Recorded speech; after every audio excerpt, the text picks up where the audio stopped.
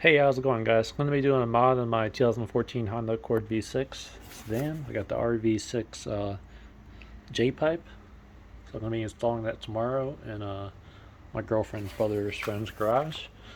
He's going to help me with that, so it'll come with a different bracket for the exhaust, and then I get the hardware bolts, and then I did get some PV blaster to loosen up the old bolts for the stock Jpipe. So we'll try to do a mini install of that tomorrow. I'm not going to record like all the steps, but I'm going to try to do a little bit of the install.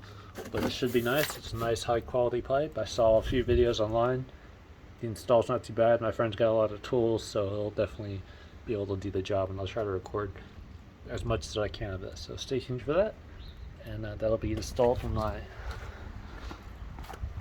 2014 Honda Accord V6. So stay tuned for that, and see you guys tomorrow in the video.